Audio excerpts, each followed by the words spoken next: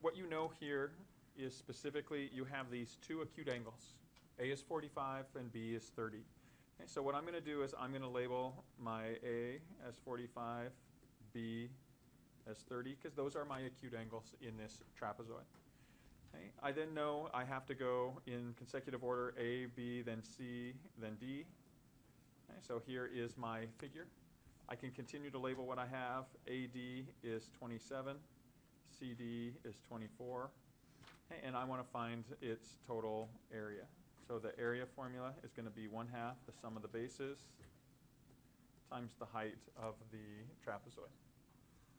Okay, so in order for me to sort of break this down and find the remaining pieces, I'm going to draw in my altitudes here. Okay, so even though this isn't to scale, this becomes a 45, 45, 90 triangle. So if my hypotenuse is 27, I can use the shortcut to find each leg.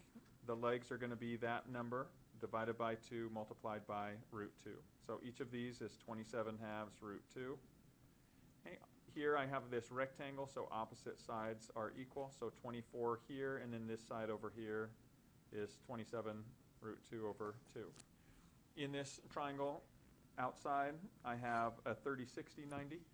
So if my side opposite 30 degrees is 27 root 2 over 2, my hypotenuse is going to be double that. So if I double it, the 2 and the 2 from doubling cancels, leaving just 27 root 2. And then my side opposite 60 degrees is going to be this measure, the leg opposite 30 degrees times root 3. So 27 over 2 times root 2 times root 3 gives me root 6. And so these would be my measurements. Okay, and I can go ahead now and plug in what I have. So my base 1 I'll call 24. My base 2 is the sum of all of those pieces, so 27/2 root 2 plus 24 plus 27 root 6 over 2. And then that's all times my height. My height is this 27/2 root 2. Okay, and so there are my measurements. I can go ahead and calculate this. So 0.5 times the quantity. I'll add up my whole. My top base, 24, plus my whole lower base,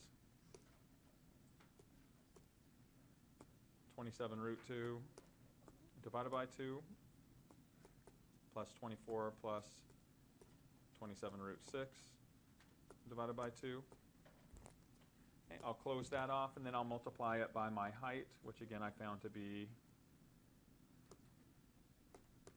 27 root 2. Divided by 2. I'll put a decimal in there so I can get my answer displayed as a decimal. And when I hit enter, I get my solution, 956.12 approximately.